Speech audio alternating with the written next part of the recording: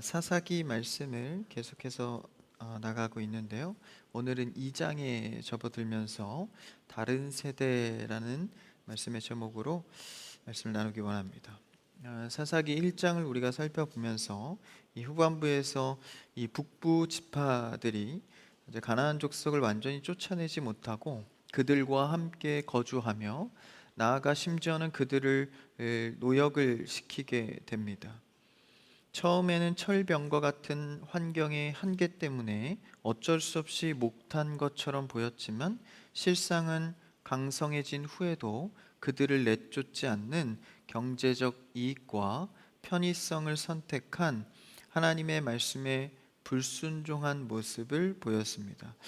그러니 결론적으로 못한 것이 아니라 안 한 것이었다라는 것을 밝히게 됐습니다. 현실적 한계나 상황을 핑계하고 있지만 사실 내면의 깊은 곳에는 내 편의와 이익을 말씀보다 앞세운다는 사실을 우리 죄인의 입장에서 보았습니다. 현실적인 계산을 앞둔 불순종, 우리의 신앙 가운데에서도 뿌리 뽑기 힘든 유혹의 영역들입니다. 그래서 현대판 우상은 실제 목상이나 이런 불상이 아니라 내 안에 있는 편의와 유익을 위한, 그래서 하나님을 수단화 삼는 계산이 바로 현대판 우상이라는 것을 보았습니다. 그래서 우리는 환경과 조건에 상관없이 주어진 말씀에 즉각적으로 순종할 수 있는 담백한 순종이 필요하다라는 것을 이 사사기 1장을 열면서 보았습니다. 이것을 이행하지 않았을 때 그들의 삶에서 어떤 일들이 펼쳐져 가는지 2장을 토대로 볼 수 있습니다. 2장에서 하나님께서 여호와의 사자를 통하여서 너희가 내 목소리를 듣지 않았다라고 직설적으로 책망합니다. 사실 우리의 신앙은 단순합니다. 하나님의 말씀을 들려지는 그대로 듣는 것입니다. 단순히 귀로만 듣는다는 것이 아니라 내 삶의 방향을 말씀으로 바꿔내는 것이죠. 그게 말을 듣는다라는 것입니다. 우리가 이 부모의 말을 듣는 것도 그냥 귀로만 듣는 것은 흘려보내는 일이고, 그것을 묵상하여서 내가 좀 바꿔야겠다, 순종하는 태도까지를 말하는 것이죠. 그래서 너희가 내 목소리를 듣지 아니하였다라는 이 직설적인 책망을 통해서 오늘 말씀에 이스라엘과 하나님의 이 차이를 보게 됩니다. 1장에서 가나안 족속들을 노예로 부리면서 경제적으로는 이롭고 유익을 얻은 것처럼 보였지만 2장에서 하나님께서 하신 말씀은 결국 그 남겨둔 가나안 족속들이 이스라엘의 옆구리의 가시가 되었다. 그들의 이 가시가 된 것이 결국 그들의 삶에 올무가 될 것이다 라는 영적인 심판으로 이어지고 있다라는 것을 보게 됩니다. 그것이 오늘 말씀의 핵심 메시지 일터인데 한번 천천히 앞에서부터 보겠습니다. 한번 1절 말씀을 같이 읽어볼까요? 시작. 여호와의 사자가 길갈에서부터 복임으로 올라와 말하되 내가 너희를 애굽에서 올라가게 하여 내가 너희의 조상들에게 맹세한 땅으로 들어가게 하였으며 넘겨주세요. 네. 또 내가 이르기를 내가 너희와 함께한 언약을 영원히 어기지 아니하리니.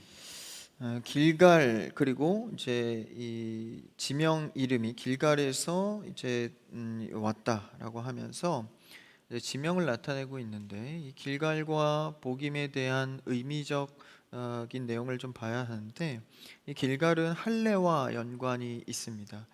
이스라엘에게 굉장히 중요한 하나님의 명령이었던 신앙 고백의 일부죠. 할례를 행하라. 아브라함 때부터 행해져 온 이 할례는 여호수아 때에도 행하라고 명령된 신앙 고백입니다.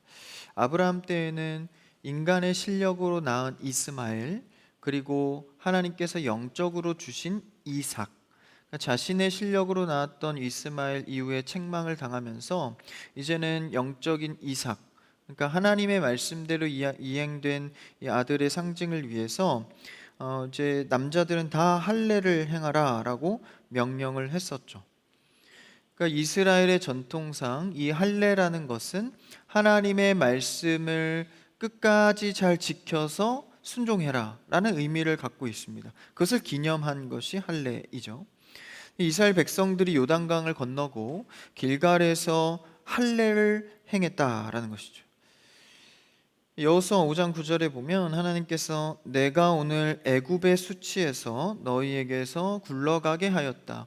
그러니까 이제 애굽의 수치가 끝났다라는 선포로 할례를 행하라고 명령하였습니다. 따라서 길갈은 과거 400년의 노예 생활을 신분적으로 영적으로 청산하는 이 신앙 고백을 하는 이 길갈에서의 할례, 그것을 상징하고 있는 것이죠. 그래서 요단강을 건널 때 바닥에서 가져온 12돌을 세운 곳, 그곳이 바로 길갈입니다. 그래서 여호수아 하면 좀 저희가 배운 지가 오래돼서 잘 기억을 더듬어 봐야 하는데, 그때 길갈에서 제사하고 할례를 행한 것, 그것이 이제 하나님께서 광야 40년 그리고 노예 400년 이 시간 동안에 하나님께서 너희에게 언약하신 것을 결국 가나안 땅에 도착하여서 이루었다라는 것을 말하고 있죠. 그러니까 할례는 단순히 그냥 기념만 하는 것이 아니라 하나님의 언약의 말씀을 기억해라라는 신앙 고백이 됩니다. 그래서 하나님과 맺은 언약이 이제 백성으로서의 정체성이 되어서 너희가 어딜 가든지 하나님의 말씀을 기대어, 그러니까 하나님의 말씀이 보이지 않고 들리지 않아도 처음에 주신 그 말씀을 끝까지 순종해서 갈 수 있도록 그 정체성을 회복한다는 의미를 갖고 있는 것이죠. 그래서 길갈에서, 그런 길갈, 그러니까 기억하라는 거죠. 거기서 복임, 그러니까 이 사사기 1장에서 실패한 자리죠. 가나안 족속들을 쫓아내지 않고 그리고 그들을 이 자신의 유익을 위해 취한 것, 그런 이 실패의 자리 길갈에서 복임으로 다시 하나님의 계약과 언약 말씀을 회복하라는 영적인 상징을 갖고 있습니다. 말씀을 기억하는 것. 여러분, 우리는 참 하나님의 말씀을 기억해내는 것이 굉장히 중요합니다. 우리가 기억하는 이 여러 가지 수단이 있겠지만 하나님의 말씀과 그 언약을 기억하는 것은 우리가 의지적으로 노력을 해야 합니다. 우리가 중요한 일을 잊지 않기 위해서 적기도 하죠. 그리고 반복해서 외우기도 합니다. 근데 가장 효과적인 이 암기는요, 그 자체를 귀한 줄 알면 저절로 잘 외워집니다. 그래서 우리가 좀 이렇게 사소한 약속은 좀 있거나 늦을 수 있는데 정말 기다려오고, 그렇죠? 고심하고 애타왔던 그날 그 약속은 절대 잊지 못하죠. 그날이, 그것이, 그 상황이 얼마나 귀하냐에 따라서 우리가 더 잘 기억하기도 합니다. 어쨌든 여러 가지 방법을 통하여서 우리는 하나님의 말씀의 기억하는 것이 필요하다라는 것이죠. 여러분, 우리의 신앙은 하나님의 말씀을 습관적으로 잘 기억할 수 있는 여러분 되기를 바랍니다. 자신을 너무 자신하지 마세요. 그래서 난 이건 다 기억할 수 있어, 그게 아니라 우리가 습관화해야 합니다. 생활화해야 되고. 그래서 길갈에서 이 복임으로 찾아온 하나님의 사자가 그 언약을 다시 한번 회복시키고자 하는 말씀을 전하는 것이죠. 그럼 이 복임이라는 것의 의미는 무엇인가? 복임이라는 단어의 뜻을 해석하면 우는 자들, 통곡의 장소라는 뜻을 갖고 있습니다. 그러니까 길갈과 대비되죠. 하나님의 말씀의 회복. 그런데 복임은 통곡하는 곳. 그러니까 영적인 타협과 실패로 인해서 비탄하는 장소입니다. 지금 사사기를 열어가는 이스라엘 사람들의 상황이 바로 그러하죠. 그때 하나님이 길갈이라는 이 회복의 장소의 뜻을 품고 말씀을 전하는 것입니다. 인간이 불순종으로 인해서 가나안 속에서 가시를 끌어안고 눈물 흘리는 장면, 그것이 복임입니다. 그래서 하나님이 스스로 백성에게 하신 약속, 그러면서 이제 2절로 넘어가면서 나는 너에게 한 번도 고개 돌린 적, 외면한 적이 없다. 그리고 내가 너희에게 출애굽에서 건져내서 약속을 끝까지 지켰다. 하나님의 약속의 성실함을 이야기하죠. 한번 2절을 그 다음 절을 읽어볼까요? 2절 시작. 너희는 이 땅의 주민과 언약을 맺지 말며 그들의 제단들을 헐라하였거늘 너희가 내 목소리를 듣지 아니하였으니 어찌하여 그리하였느냐. 말씀의 권면보다는 거의 호소에 가까운 강력한 메시지입니다. 하나님은 자신의 성실함을 걸고 약속해 주셨는데 그렇게 일렀음에도 불구하고 백성들은 큰 고민 없이 가나안 주민들과 함께 살며 그들의 문화에 젖어 심지어는 우상 숭배의 제단을 헐지 않는 것까지, 그래서 계속해서 그들을 받아들이고 사용하고 소비하면서 하나님과 멀어지는 모습을 보이는 것이죠. 그 속에서 2절에 하나님께서 말씀하는 것입니다. 너희가 내 목소리를 듣지 아니하였다. 그것이 결국 어떻게 됩니까? 3절도 한번 읽어볼까요? 3절 시작. 그러므로 내가 또 말하기를 내가 그들을 너희 앞에서 쫓아내지 아니하리니 그들이 너희 옆구리에 가시가 될 것이며 그들의 신들이 너희에게 올무가 되리라 하였노라. 그들이 너희 옆구리에 가시가 될 것이다. 사실 원문에 가시라는 단어는 없습니다. 그러니까 한글 번역에서 들어온 이제 의역한 단어인데 너희의 옆구리가 된다 이렇게 나와 있습니다.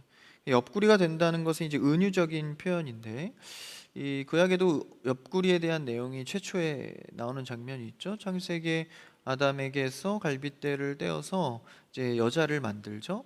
그 갈빗대를 뗄 때 옆구리에서 떼시잖아요. 그러니까 옆구리에서 뗀 것으로 사랑스러운 아내를 여자를 만들죠. 그만큼 옆구리라는 상징은 내가 사랑하는 그리고 내가 가까이 하고 싶은 의미를 갖습니다. 부부 되시는 여러분들, 가까이 하시는 여러분들 되길 바랍니다.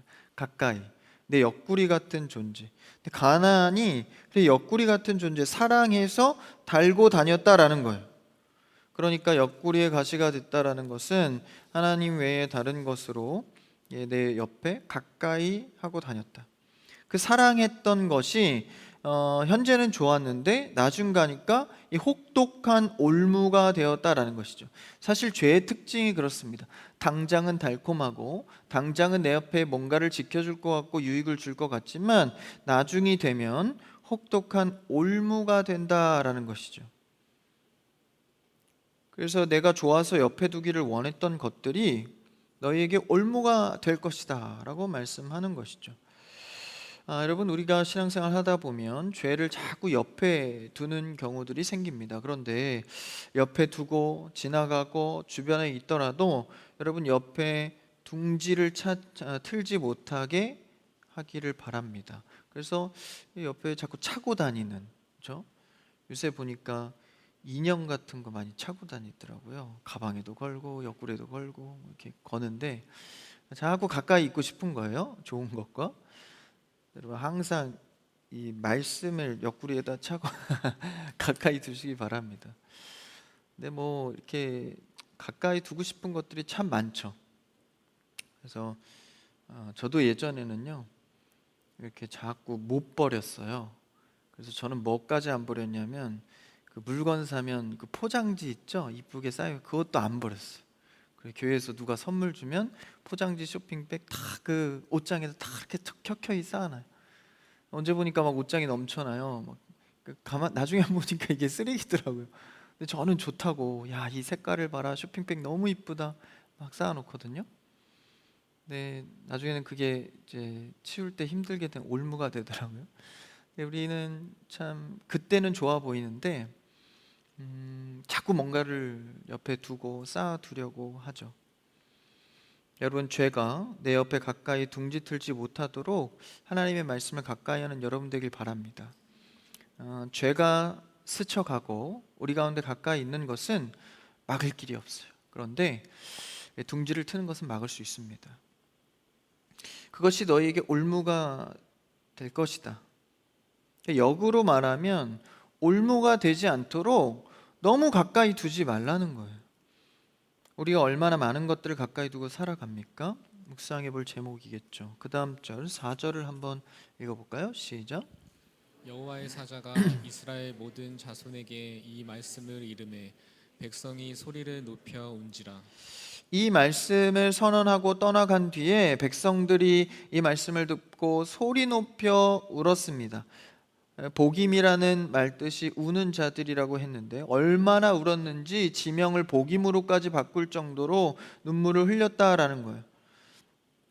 게다가 거기서 어떻게 합니까? 5절도 한번 읽어볼까요? 5절 시작. 그러므로 그곳을 이름하여 복임이라 하고 그들이 거기서 여호와께 제사를 드렸더라. 여호와께 제사도 드렸대요. 울면서 통곡하고 그리고 이거 안 되겠다. 여호와께 예배를 드리자. 예배를 드렸대. 얼마나 은혜로운 순간입니까? 그런데 여러분, 울고 하나님 앞에 통회하고 예배를 드렸다고 해서 끝은 아닙니다. 왜냐하면 그들의 삶을 돌아보니까 울고 제사를 드렸지만 삶이 전혀 달라지지 않았습니다. 아니, 결단하고 돌이키지 않았습니다. 여러분, 운 것은 회개가 아닙니다. 눈물을 흘리고 울었다고 해서 그것을 다 회개라고 보지 않습니다. 그것은 어쩌면 내 정서적인 카타르시스, 내가 한번 울고 나면 뭔가 개운한 느낌, 이것을 하나님 앞에 내 삶을 돌이켰다라고 착각, 착시를 일으키는 것이죠. 여러분, 진정한 회개는 가던 길을 멈추고 돌아서는 것입니다. 그러니까 우리가 성경적인 회개는 내가 하나님 앞에 잘못했어요 울면서 그냥 내 죄의 항목들 나열하는 것이 아니라 원래의 자리, 하나님께 가까이 있어서 주로 인하여서 자유했던 삶, 그 삶으로 돌아가는 것까지가 회개입니다. 그러니까 정서적으로 뭔가를 풀어놓고 자기가 이야기했다고 해서 회개가 된 것은 아니죠. 여러분, 우리도 어떤 문제를 갖고 사람들끼리 이야기할 때가 있습니다.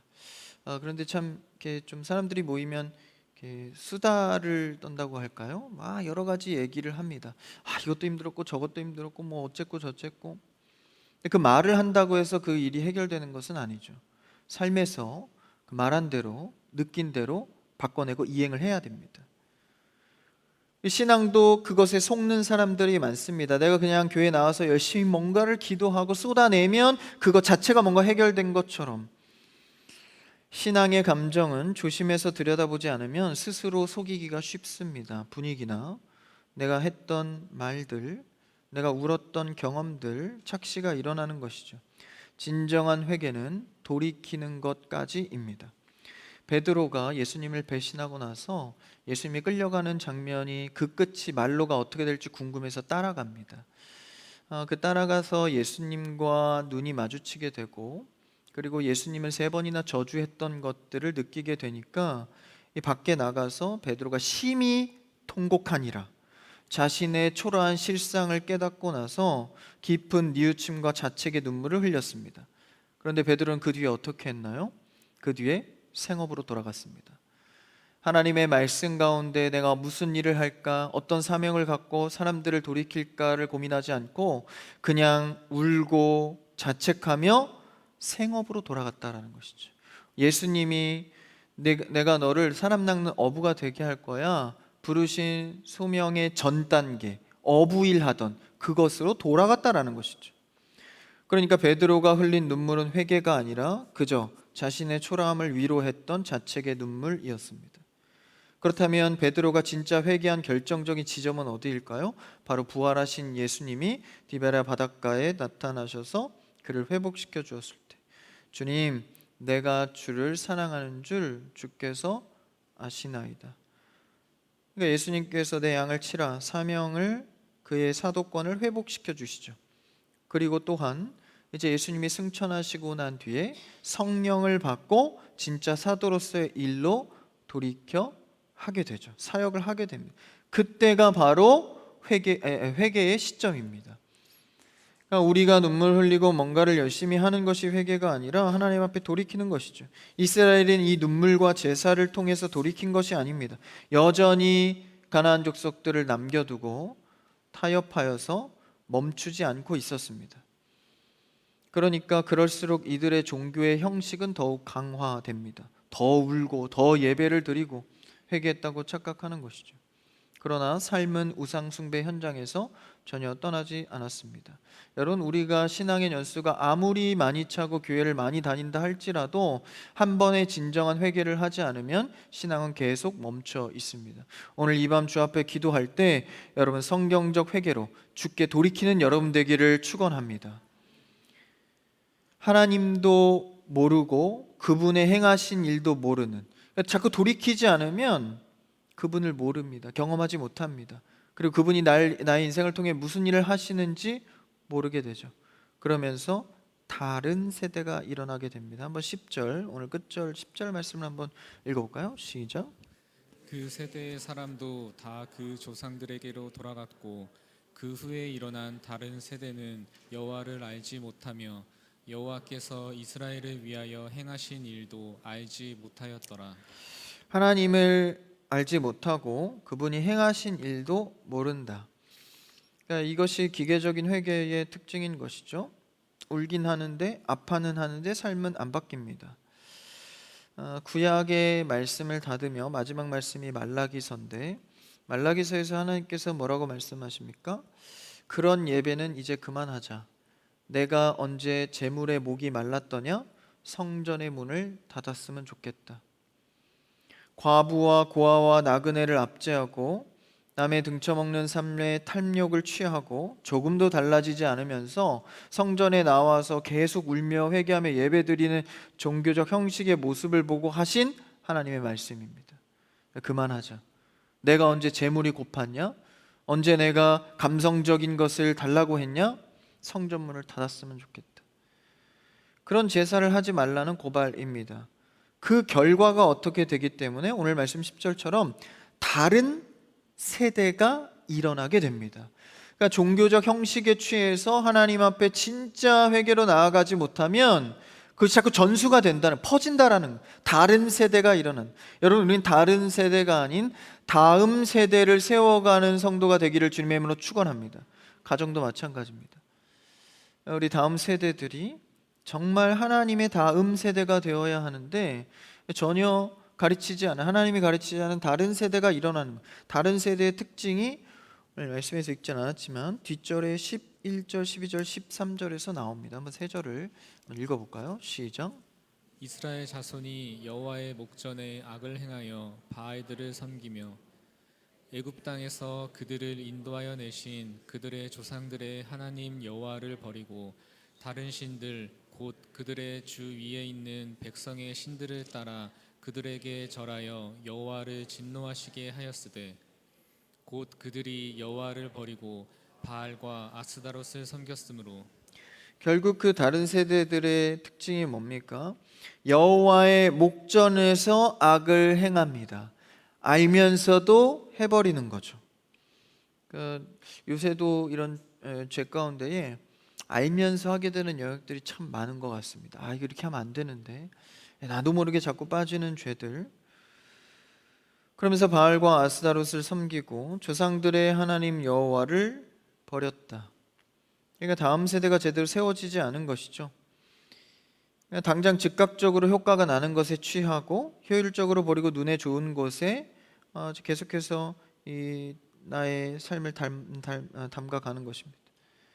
효율을 따지고 즉각적으로 해결되는 것. 오늘날 우리의 시도도 그렇죠. 효율성을 많이 따지고 즉각적으로 되는 것을 추구합니다. AI 시대에 더 그런 것들이 많죠.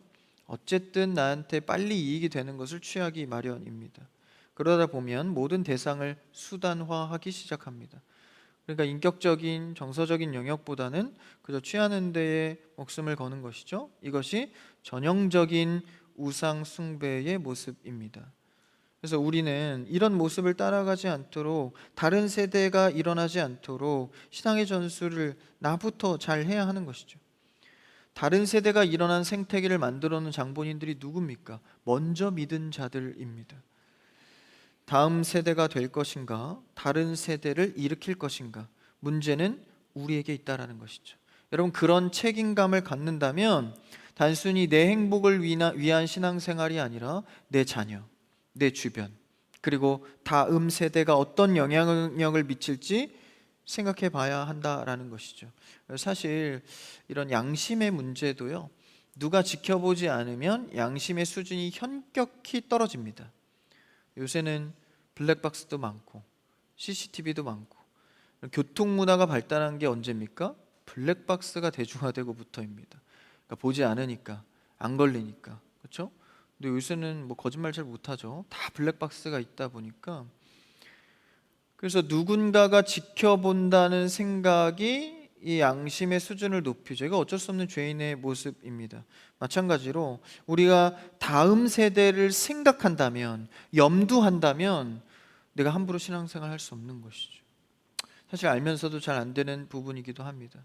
내 자녀가 내 말 하나 손짓 하나도 다 보고 배운다는 걸 알면서도 왜 그렇게 내 마음과 내 생각은 컨트롤이 안 되는지, 사실 그것 때문에 예수님이 우리의 삶을 관여하신 것이죠.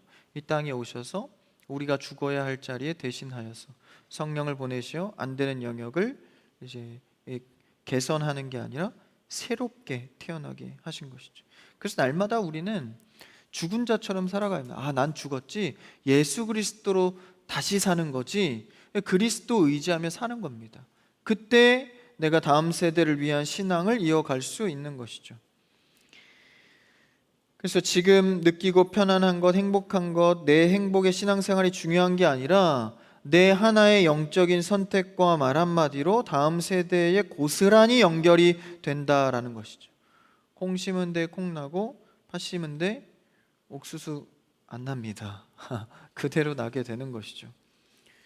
그런 자연스러운 생태계 가운데 우리는 어떤 종으로서 세워지고 있습니까? 하나님은 역사라는 시간 속에서 정직하게 일하는 분이십니다. 내가 오늘 무엇을 심었느냐에 따라서 그대로 전수가 되는 것이죠. 그러니 오늘 나에게는 사소해 보이는 일상, 그저 아침에 일어나 말씀 한 구절 보면서 시작하는 하루, 그저 내가 오늘 밥을 먹으면서 기도했던 제목들, 그저 오늘 하루 만났던 사람들에게 하나님의 향기를 내기 위해서 친절하게 대했던 것들, 그 하루의 삶들의 시간표가 결국 하나님의 역사가 된다라는 것입니다. 그 역사는 지나가는 것이 아니라 다음 세대로 그대로 전수가 됩니다. 그러므로 우리는 그리스도인으로서의 엄중한 역사 인식을 가져야 합니다. 역사 의식이라는 것은 거창한 것이 아닙니다. 점 같은 내 인생이 하나님 앞에 쓰임 받을 때 그것이 모여서 하나님의 역사가 된다라는 것이죠. 이 사실을 우리가 믿는다면 내겐 실력 없지만 나를 대신하여 죽으신 예수 그리스도가 내 안에서 내 삶을 통해 하나님의 역사를 이루어 간다는 사실을 봐야 합니다. 그래서 우리는 계속해서 이 하나님의 역사 의식을 갖고, 내가 어떤 이 다음 세대에 영향을 줄 것인가. 건강한 교회는 다음 세대를 생각하고 고민하는 교회입니다. 우리도 참 교육부 아이들을 많이 사랑하고 세우려고 노력을 많이 하는데, 우리가 정말 단순히 그냥 잘 돼야지가 아니라 내 신앙이 그들에게 어떻게 전수될 것인가. 잘못하면 다른 세대가 일어나 오늘 말씀의 핵심 구절인 10절처럼 하나님이 하신 일도 모르고 하나님이 누군지도 모르게 되는 일들이 빚어진다라는 것이죠. 그러니 제사 지내고 울고 헌금도 많이 하면서 자신을 속이고 있는 신앙생활이 아니라 정말 내가 울고 제사를 지낸 것이 삶에서 그대로 돌이킬 수 있도록, 여러분 얼마든지 찬양도 은혜롭게 할 수 있고요, 기도도 그냥 길게 앉아서 뭔가 열심히 할 수 있습니다. 그런다고 다 다음 세대가 세워지는 것은 아니죠. 본문으로 돌아와서 6절 7절을 한번 읽어볼까요? 6절 7절 시작. 전에 여호수아가 백성을 보내매 이스라엘 자손이 각기 그들의 기업으로 가서 땅을 차지하였고, 백성이 여호수아가 사는 날 동안과 여호수아 뒤에 생존한 장로들 곧 여호와께서 이스라엘을 위하여 행하신 모든 큰 일을 본 자들이 사는 날 동안에 여호와를 섬겼더라. 과거를 회상하고 있는 것이죠. 여호수아가 있던 날에 하나님을 섬기던 소망, 그것이 잘 이어지지 않았습니다. 끊겨졌죠. 8절에 보니까 여호수아가 110세에 죽었다고 나옵니다. 한 세대가 끝났습니다. 한 세대의 끝을 고하면서 이제 9절에 여호수아의 장례도 치르고, 그러면서 10절에서 가나안 정복 전쟁을 치르면서 하나님의 은혜를 직접적으로 경험했던 1세대, 체험의 세대의 죽음을 이야기하죠. 다음 세대, 그러니까 이 다음으로 이어가야 할 신앙의 힘이, 동력이 이어지지 않는 것이죠. 신앙의 맥이 끊겨서 정체성을 상실했음을 단적으로 나타내 주는 것입니다. 여러분, 우리는 어떤 이 신앙의 정체성을 갖고 살아가십니까? 그러니까 일부적 신앙, 그러니까 내가 뭐 회사 다니고 가정일 하고, 그리고 내가 뭐 하고 싶은 일들 하고, 그리고 또 교회도 다니고, 여러 가지 중에 하나로 내가 치부하는 것에서는 다음 세대가 이어지지 않습니다. 신앙은 곧 삶이 되어야 합니다. 모든 영역 속에 위에 있는 이 신앙. 그래서 10절에서 안다라는 것은 단순히 그냥 지식적으로 아는 것이 아니라 관계적 부재를 얘기하는 것이죠. 정보를 넘어서 인격적 경험과 친밀한 관계. 그러니까 하나님 안에서 이 신앙이 삶으로 들어오지 않으면 다음 세대가 세워지지 않는다라는 것입니다. 사사기 전체에 반복되는 악순환이 무엇입니까? 범죄하고 징계를 받고 부르짖어서 사사를 보내고 구원하고, 다시 평안이 오니까 범죄하고 징계를 받고, 계속 이것이 반복되는 것. 그 뿌리가 뭡니까? 그 뿌리가 오늘 바로 10절인 겁니다. 10절을 다시 한번 읽어볼까요? 오늘 주제 말씀인데 같이 시작. 그 세대의 사람도 다 그 조상들에게로 돌아갔고 그 후에 일어난 다른 세대는 여호와를 알지 못하며 여호와께서 이스라엘을 위하여 행하신 일도 알지 못하였더라. 신앙의 유산을 준비하고 물려주지 않은 것에 대한 결과인 것이죠. 하나님보다 더 사랑했던 것들을 옆구리에 놓고 있었던 것, 쫓아내지 않았던 단호함이 다른 세대를 길러낸 것입니다. 여러분, 우리는 오늘 말씀을 통하여서 눈물의 종교 행위로 스스로를 속이지 말고 삶의 자리에서 담백하게 돌아서는 여러분 되기를 바랍니다. 그래서 가나안의 편의와 탐욕을 여전히 내 옆구리에 차고 있다면 회개가 아니라 정서적인 그냥 기분만 느끼는 종교적 행위일 수 있습니다. 그러므로 하나님이 원하시는 것은 잘 정제된 눈물보다, 화려한 제사보다 현실의 계산을 내려놓고 말씀 앞에 즉각적으로 돌아서는 삶의 순종입니다. 우리가 오늘 편의와 타협하며 심어놓았던 영적인 생태계가 먼 훗날 반드시 이 다음 세대에게 전달된다는 것을 기억하여서 오늘 내가 지켜낸 나를 죽이고 십자가를 의지하는 순종의 고집으로 다른 세대가 아닌 다음 세대를 살리고 세울 수 있는 여러분 되기를 바랍니다. 그래서 날마다 우리의 일을 위해 대신해서 죽으신 그리스도의 은혜만을 의지하고 복임의 허망한 눈물을 멈추고 길갈의 거룩한 언약의 자리로 돌아오는 여러분과 저의 삶이 되기를 주님의 이름으로 축원합니다.